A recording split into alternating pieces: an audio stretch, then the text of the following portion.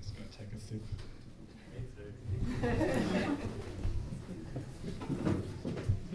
Much thirstier work than drawing it.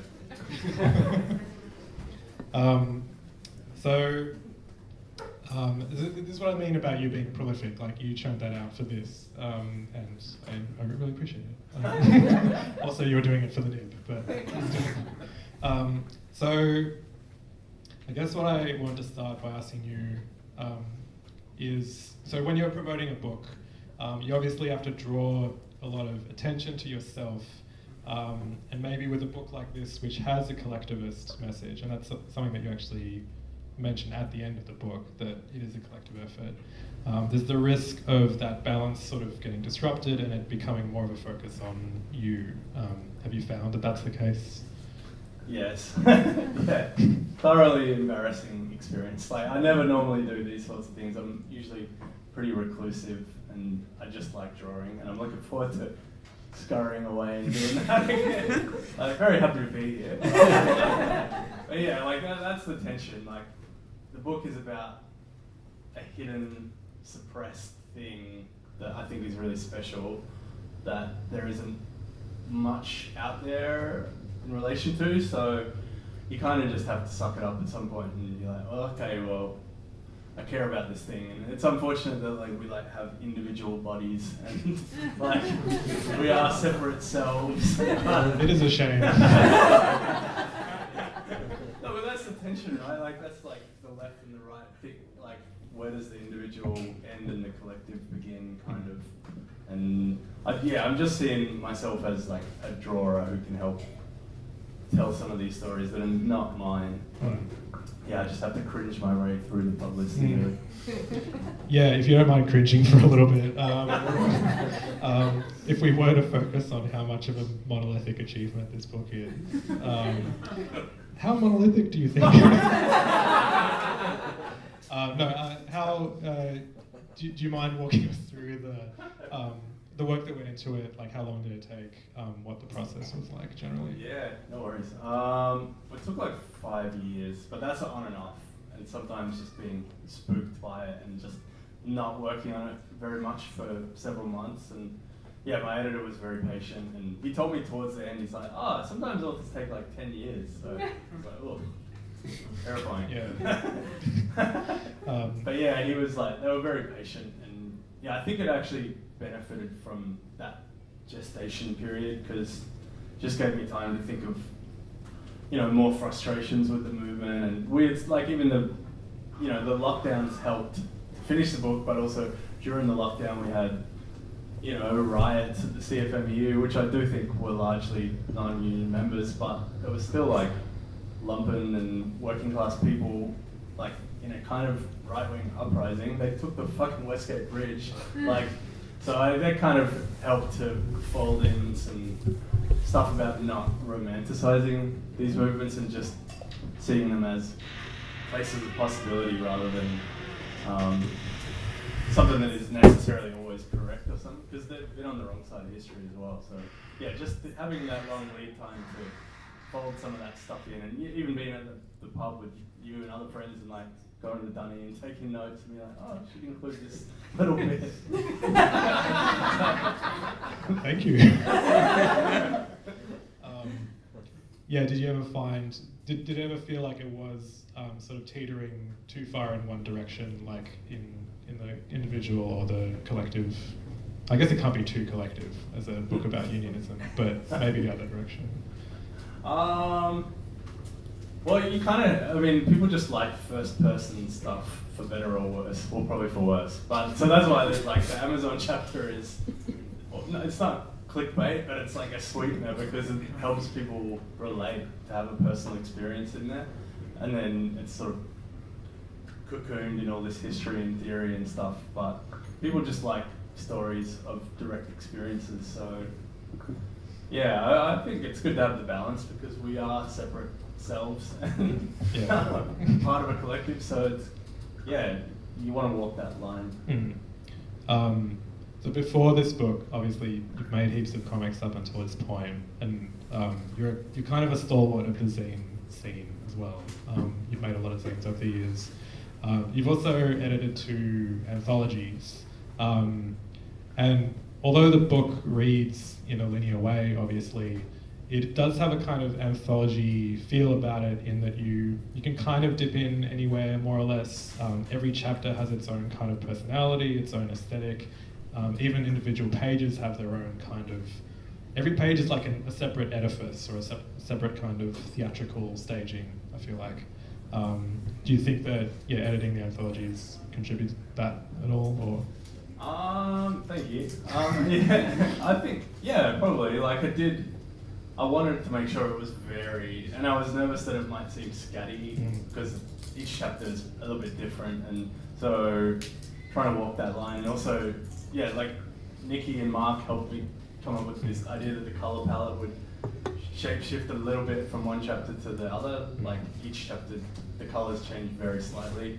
So it's kind of like little things that are meant to be threads and some recurring characters, and because you just like the whole, like not many people read books anymore, so, including me, so the whole thing was like, I have to make it so people don't put it down permanently, because like I've started a lot of books and then don't necessarily finish them all, so I was just trying to think of ways to make it so people would want to keep reading. So even if like they flick ahead, if they're more of a sludgy, information-heavy chapter, hopefully there's like a fun chapter a little bit later, or to balance it out.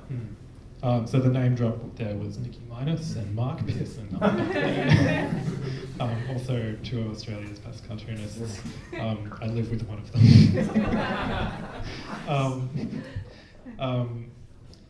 I think what you're saying there about sort of every aspect of the book having some kind of interest, whether it's like visual interest or the actual subject material. I feel like this book succeeds, among other things, as a kind of like a go-to collection of information about unionism that you can just give someone. You can give someone your tatty copy, or you could direct them to Paperback. But that sort of thing hasn't really existed much up until this point. There's not, and I think that's one of the reasons why there's a lot of confusion about unionism, which is something that you address in the book.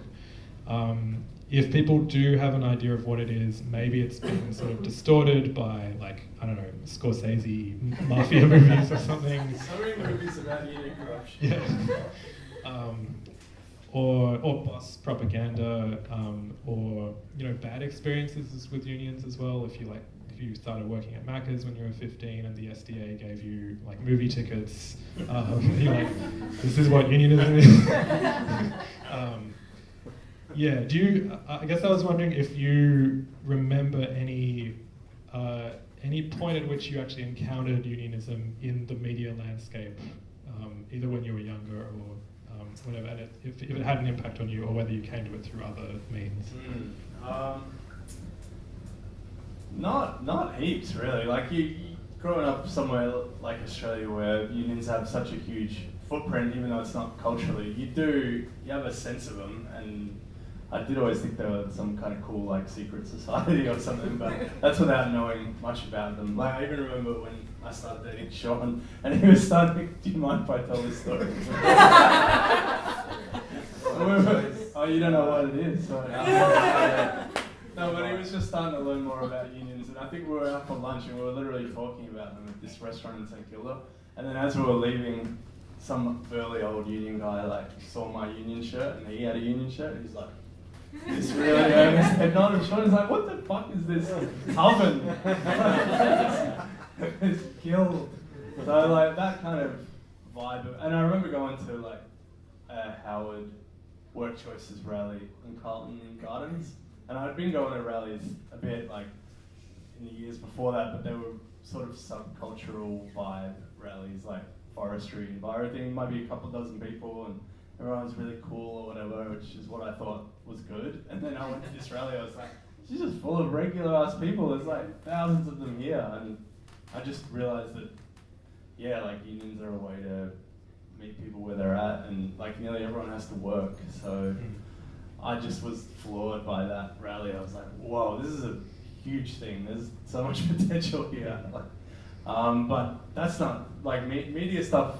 Yeah, we got that Simpsons episode. Yeah. That's about it. Well, I like Rocking the Foundations. That was a game changer. If anyone hasn't seen that, it's on Fort Maybe, the website. It's called Rocking the Foundations, about environmentalism and unions. But we don't have much. Like, I think like learning recently about, you know, street theatre that used to be huge in Melbourne and a lot of places where like people would do plays for free in the streets, and then even at workplaces, like they'd write them so they could be done in the lunch break outside the factory and stuff, like little agitative propaganda plays for workers. And you know, every industry would have like a half dozen newspapers that were politically oriented, and yeah, so we live in the shadows compared to all that stuff. But hopefully the book can work as art collective, and just everyone like being like little media makers now. Like there's cool stuff happening on TikTok. Apparently, I'm too old. Yeah, I guess there aren't a lot of instances in the media landscape of just unionism at all, let alone positive depictions of it. But I think maybe it's important to also realise that in other parts of the world, there are places where unionism is front and centre, or the legacies of worker uprisings or revolutions are part of the culture, visibly part of the culture. A few months ago, for quite a while, you were in the States and you're in Kentucky. Did you find that was the case there, that it was sort of a bit more visible? Or not really. Like the biggest labor not what I thought you would say. Unfortunately, like they were literally the site where the biggest labor uprising in the US happened, Blair Mountain. There's not even a monument there. The coal companies tried to blow up the top of it, like to get the coal, but also to destroy the legacy. So we were staying with people who are trying really hard to build monuments and record that history somehow. There is a small museum there, which is really amazing, but that's only been there like 10 years, and this happened 100 years ago. So I think it's what's that Marx line, like the ideas of a society are like the ideas of the elites. So yeah, we don't get to hear this stuff because it's not convenient to powers that be, so we have to do it ourselves, basically. I'm glad you quoted Marx, because yeah, you had that on your bingo card? yeah, someone at some point. Seriously. I guess we should be thankful then that we're in a city where there is an 8/8 monument, and there is the longest running trades hall in the Southern Hemisphere or in the world? In the world, In the world. They don't have a monument. I love this fact that it was out the front of Parliament until the Libs were like, get rid of this. I didn't know that. They shifted the entire... We're lucky they didn't melt it down for like a little skin or something. Yeah. Into a statue of a worker being ground to the dust.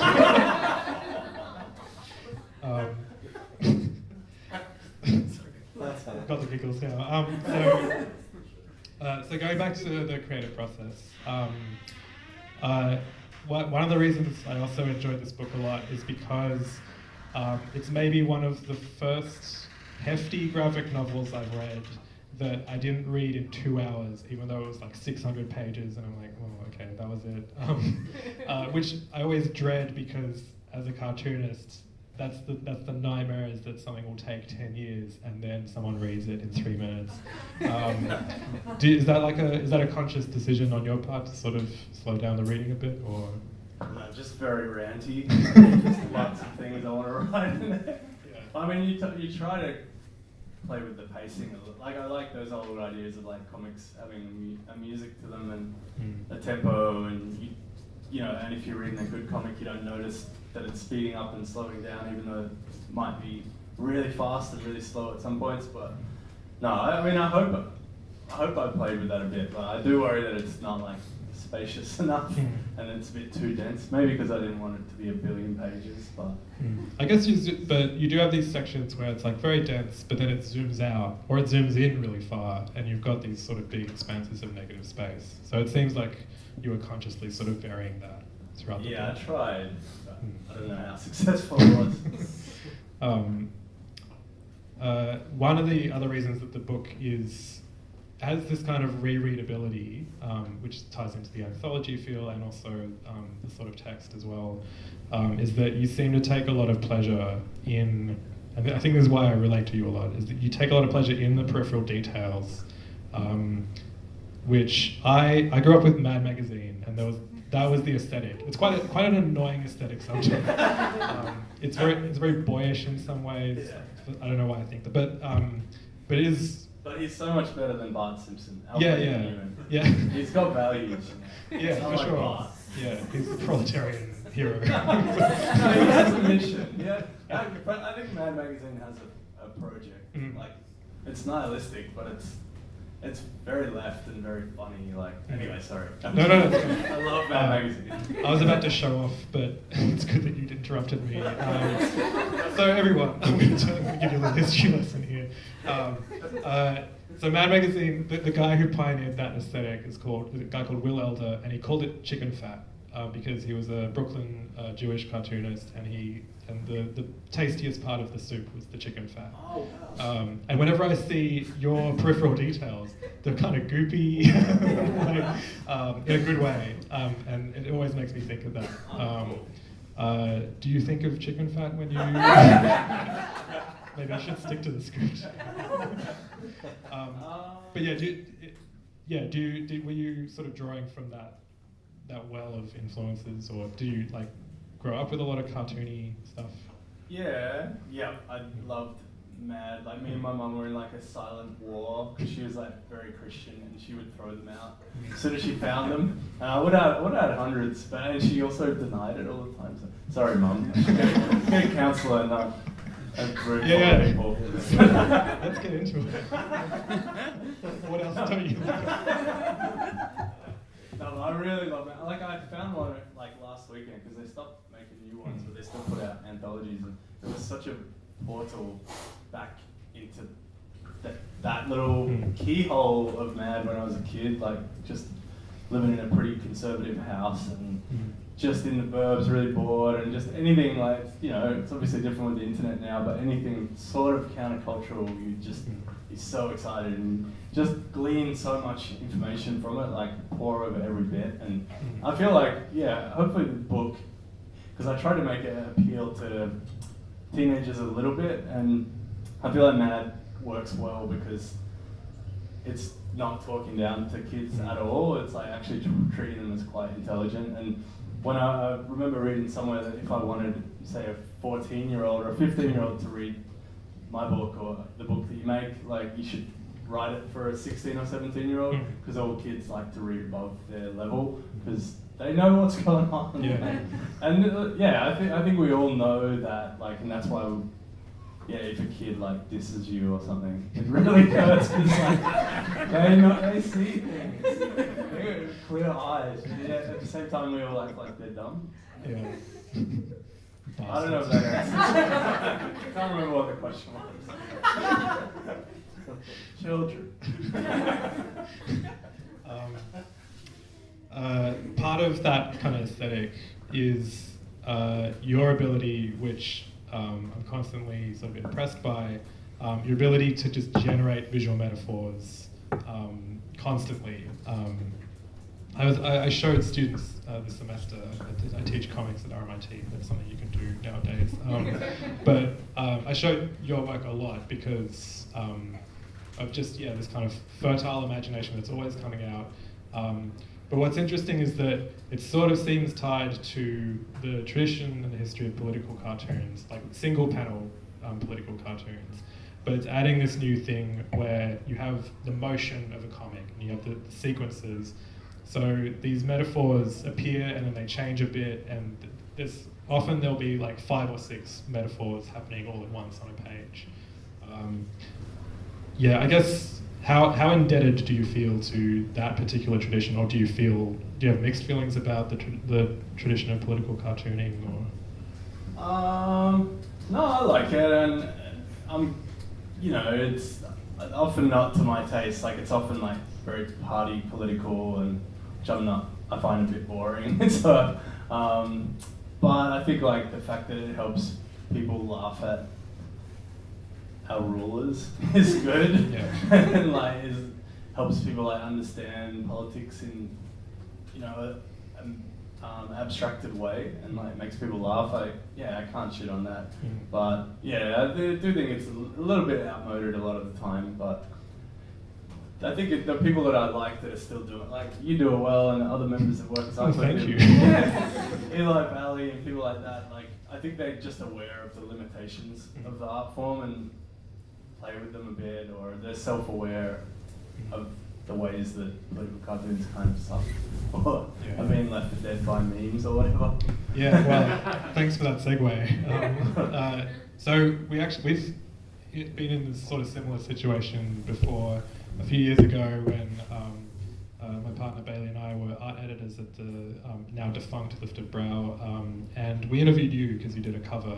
It was the first cover that we sort of had contributed to in some way. But we interviewed you, and I asked you if you thought memes had sort of superseded political cartoons, and you said yes, to some extent.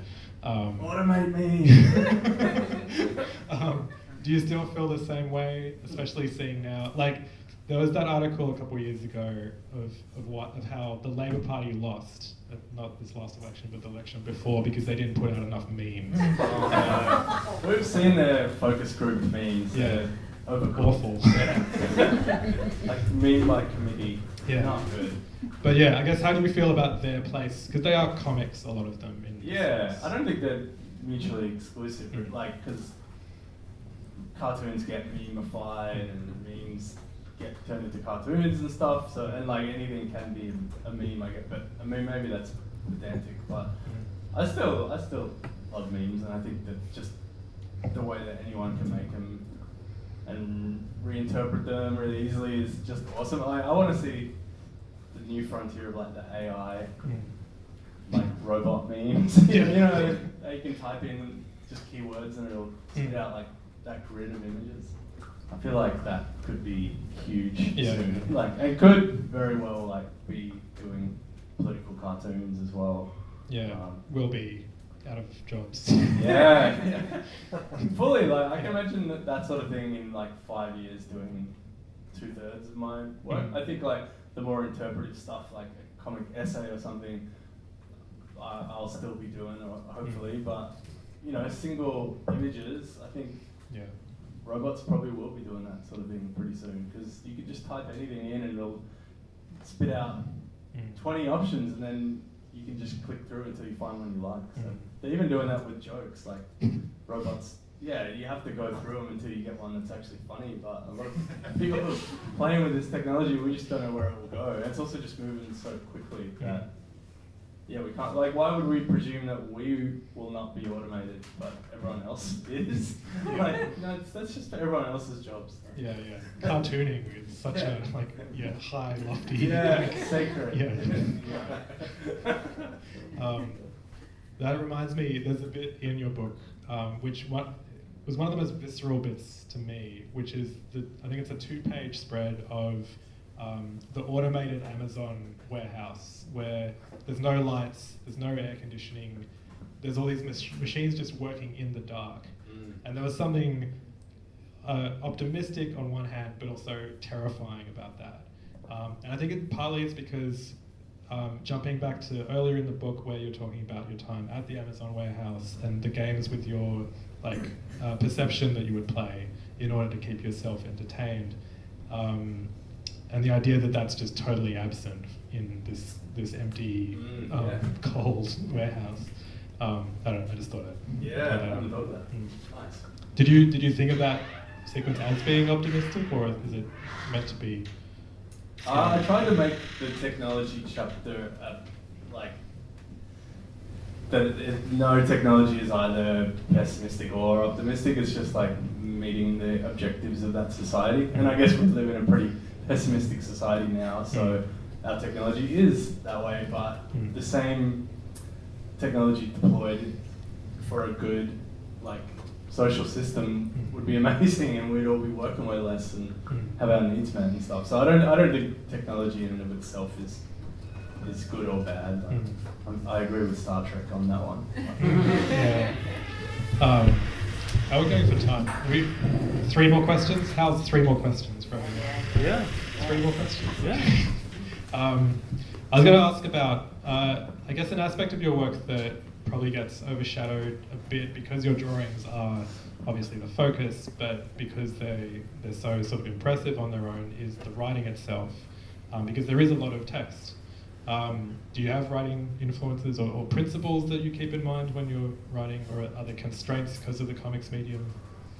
I think there's constraints just because it has to look good, so you don't want too many words. And also I just like writing that's more minimal. Like Elizabeth Humphreys, a friend of mine in Sydney, she's just like, when we're working on something, she's like, less words is always better. And I really believe that, so I'm often just getting rid of adjectives and stuff. Also because you don't need a lot of adjectives if you're drawing what you're talking about, because the words are just in symbiosis with the drawing, so you shouldn't have to do too much heavy lifting. So I do like economy of in writing, but I don't mind the constraints because, you know, what's that old line about, like, a blank page being the most terrifying thing? Like, if it's just too infinite, it can be really hard to make a start. So the fact that I know, I have like 3 panels to make this point, or really got to keep it punchy, just keeps good horse blinkers on or something. Like, it just keeps me in check. Okay, we're on the home stretch now. So at the official launch of the book a few weeks ago, where I got COVID,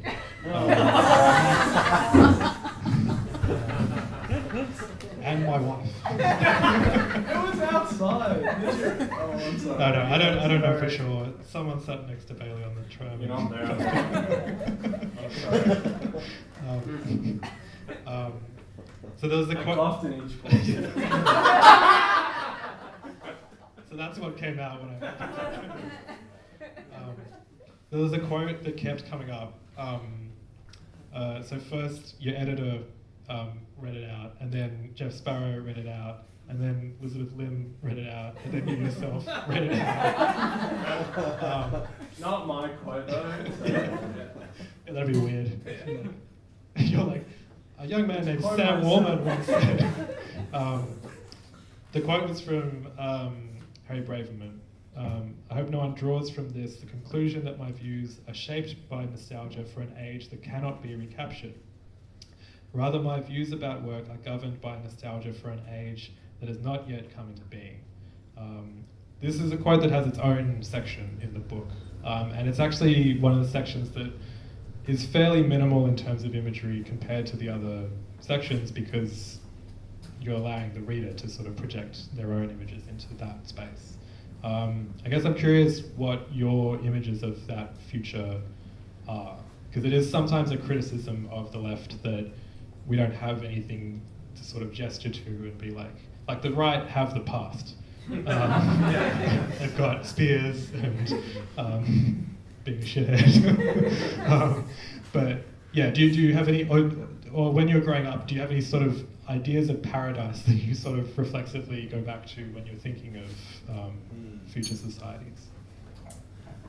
Not really. Like, I feel like it's tricky because, yeah, we're like, obviously as cartoonists, but in general, we're very obsessed with the image and like the spectacle and stuff. But not everything is a visual thing. Like I've had on my iPad as like a little drawing exercise for like 2 years now. Like, how do you draw a social relation? Because like that, and actually trying to problem solve that as just a fun exercise because I'm a giant nerd. But like, that's kind of what we're talking about with a lot of this stuff, like invisible shit, like the means of production or social relations or anything like that. You can't see it. So, and especially because like so many positive images of the future are very easily co-opted, like by neoliberalism or whatever, like a hoverboard or a solar panel or whatever. Even like that's Elon Musk territory. Like, and that, yeah, like we have to like get the future back off people like him, because that's why he appeals to people, because he's talking about possible futures and in an optimistic way, and we need to do that more. I think that's why people like that quote, because yeah, we can be backward looking as well, but like there was no time that, you know, post-colonization that I want to go back to in Australia. Like the unions were racist as shit, and they lost. You know, not fully, but we're living in a lot of ruins. So I think just the fact that that quote is talking about we don't know how it's going to look, and there's another quote that I really like. Go for it. This is not mine as well, but. While you're finding it, it's interesting you bring up the hoverboard because there's a David Graeber interview that you can find on YouTube. David Graeber, if you don't know, a prominent anarchist thinker, died a few years ago, maybe last year. But he talks about, as a kid, seeing the Jetsons and seeing flying cars and all this cool 50s sci-fi stuff, and then growing up, like, what? Why isn't it here yet? What's that line where all we got is screens? Yeah, yeah. He's got the phones have gotten more interesting. Screens. Yeah. What's the quote? The quote is by Vijay Prashad, a journalist and historian. It's similar to the other one, but it says you go to the past not as a destination, but as a resource. This is why we go back to the past, to learn in defeat, in the ruins, to learn what shines like a magpie. That is what a historian should be, a magpie in the ruins. I think that's a pretty good note to end on.